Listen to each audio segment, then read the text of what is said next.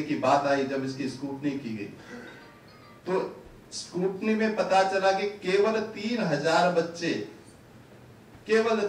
बच्चे उसमें वेरीफाई हो पाए।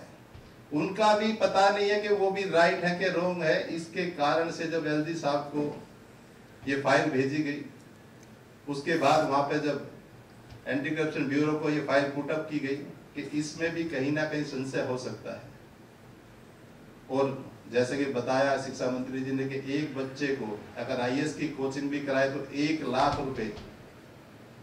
तो सोचिए कि अगर 13,000 बच्चे समथिंग को अगर 1 लाख सभी ने ये कोचिंग की हो तो जब जाके 145 करोड़ रुपए 145 करोड़ रुपए का डिमांड, 143 करोड़ रुपए की डिमांड है वैसे। सोचिए कि उसमें भी ये क्राइटेरिया पूरा नहीं होता, वो पैसे का भ्रष्टाचार साफ साफ दिखाई देता है। तो मैं मीडिया बंधुओं का धन्यवाद करना चाहूंगा। और जैसे ये एंटी करप्शन ब्यूरो की रिपोर्ट आएगी, आपके सामने प्रस्तुत होगी और इसके बारे में दोबारा आप सबके सामने आकर इसके बारे में दोबारा बताया जाएगा। बहुत बहुत धन्यवाद है। हाँ जी, क्योंकि प्रावधान नहीं किया गया था तो इन इंस्टीट्यूट्स को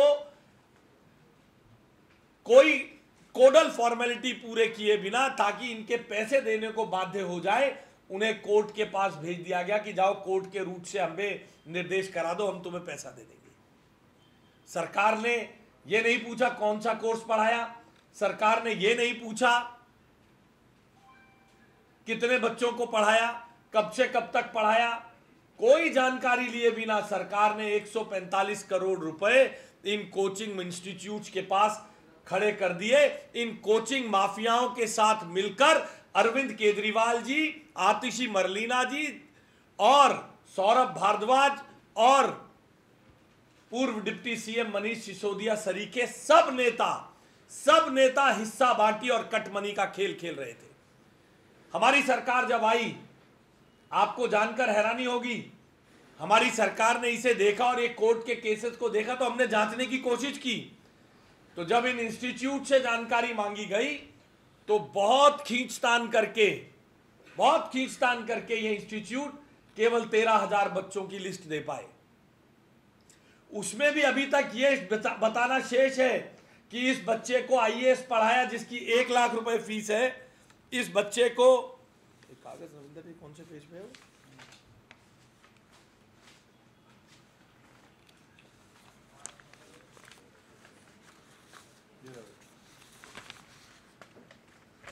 किस बच्चे को यूपीएससी की फीस थी जी 1 लाख रुपए, entrance examination for MBA CLAT 50,000 रुपए, एसएससी एलआईसी जीआईसी 30,000 रुपए, ग्रुप सी की पोस्ट की 4 महीने की पढ़ाई के लिए 25,000 रुपए और 1 महीने की कोचिंग क्लास जो स्टूडेंट लेगा किन्हीं इंटरव्यू की प्रिपरेशन के लिए 10,000। ऐसे अलग अलग कोर्सेज।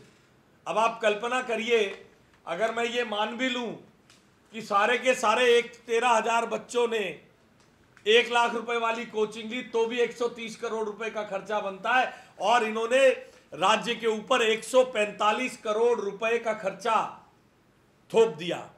कोई हिसाब नहीं है, ना खाता ना बही, जो केजरीवाल कहे वही सही। कोविड में जब लोग अपनी जान के लिए जूझ रहे थे, जब माता पिता अपने बच्चों की फीस पूरी करने के लिए जूझ रहे थे, जब इनकी आवश्यकता थी कि ये माता पिता की मदद करते, उनकी फीस भरने में, स्कूलों से फीस माफ कराने में, उनकी कोचिंग में मदद कराते, उस समय रास्ते ढूंढे जा रहे थे कि कैसे जय भीम योजना के अंतर्गत ठीक बाबा साहब के सामने बैठकर, उनकी आंखों के सामने बैठकर भ्रष्टाचार किया जाए। इस सब को देखते हुए दिल्ली की मुख्यमंत्री रेखा गुप्ता जी के संतुति पर लेफ्टिनेंट गवर्नर साहब ने इसकी एंटी करप्शन की जांच के निर्देश दे दिए हैं। हम इन दलित, ओबीसी, एसटी छात्रों के साथ के नाम पर की गई लूट की भरसक निंदा करते हैं। किसी को तो बख्शना चाहिए, किसी को तो छोड़ दो। हर एक के नाम पर लूट मचाई जो जा रही है, हम इस लूट की निंदा करते हैं। अरविंद केजरीवाल और आम आदमी पार्टी से, दिल्ली की जनता से और विशेष तौर पर दिल्ली के एससी, एसटी, ओबीसी छात्रों से नाक रगड़कर माफी मांगने की मांग करते हैं और बहुत जल्द मुख्यमंत्री जी की संतुति पर जो एंटी करप्शन की जांच हुई है, जांच शुरू होगी संतुति पर, उसके बाद आपके पास फिर विक्टिम कार्ड आने ही वाला है। उस विक्टिम कार्ड पे फिर बात कर लेंगे। भ्रष्टाचार ये करें और दोष दिल्ली की मुख्यमंत्री, दिल्ली के एलजी और बाकी सब पर। 145 करोड़ रुपए का घोटाला कोचिंग माफिया के साथ मिलकर आम आदमी पार्टी के नेता करें और दोष बीजेपी और उसकी सरकार पर दिया जाता है। बहुत जल्द एंटी करप्शन की जांच में फिर कुछ भ्रष्टाचारी नेता जेल जाएंगे और विक्टिम कार्ड शुरू होगा। आप उस प्रहसन का इंतजार करिए। बहुत बहुत धन्यवाद। हमारे मंत्री रविंदर जी इसमें कुछ जोड़ना चाहेंगे तो मैं उनसे निवेदन करता हूं। उपस्थित हुए हैं, हम पिछले कई दिनों से देख रहे थे कि बहुत सारे अमूमन राजनीतिक रूप से इररिलेवेंट विषयों पर आम आदमी पार्टी के स्वघोषित बेरोजगार नेता, मैंने नहीं कहा साहब, ये स्वघोषित बेरोजगार नेता है, बहुत बिजी हो गए थे। सुबह से शाम तक किसी ना किसी मुद्दे पर कुछ ना कुछ।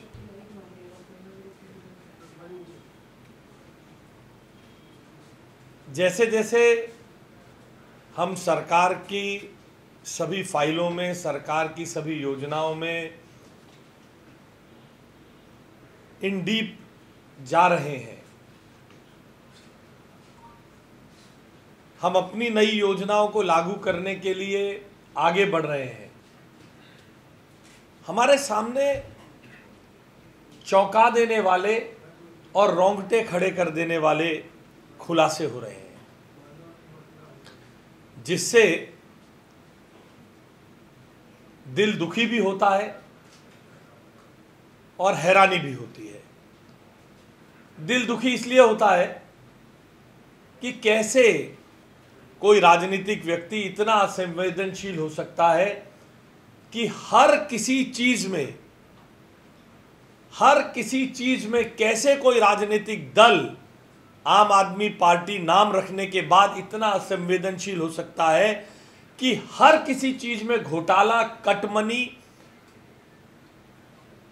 और भ्रष्टाचार को किया जाए और कम से कम अपनी आइडियोलॉजी से जुड़े हुए प्रतीकों को तो ठगे नहीं।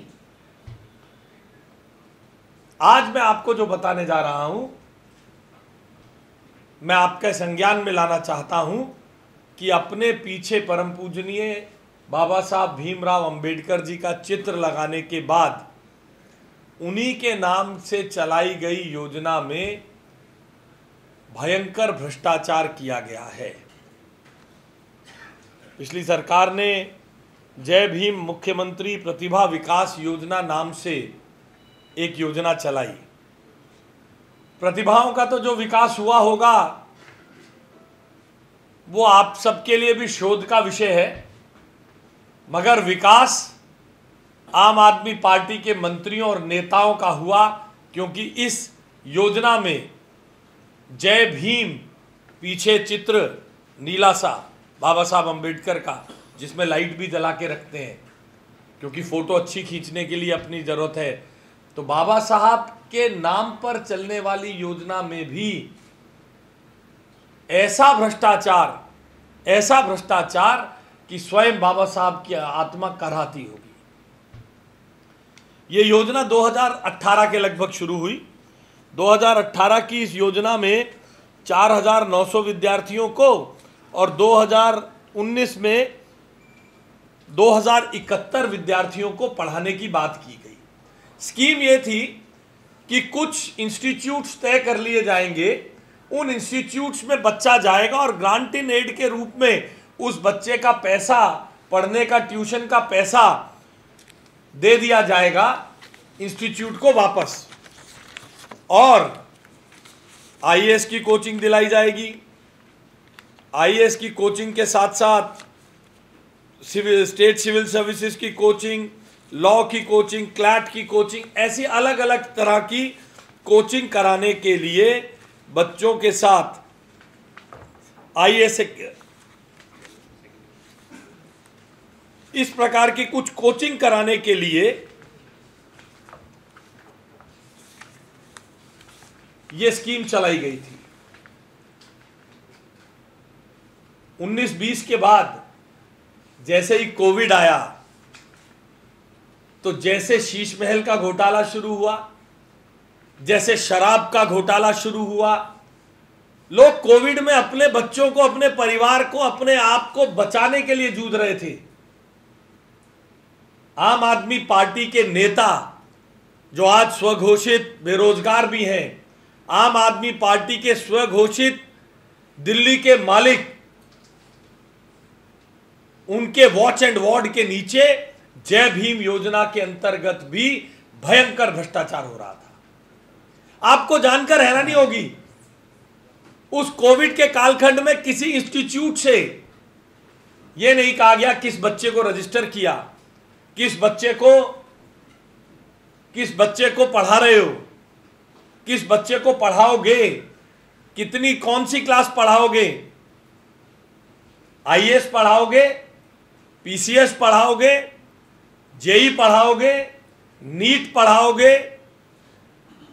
सीयूईटी पढ़ाओगे, क्या पढ़ाओगे, कोई जानकारी नहीं मांगी गई। कुल बजट का, कुल योजना पर 15 करोड़ रुपए का प्रावधान किया गया था।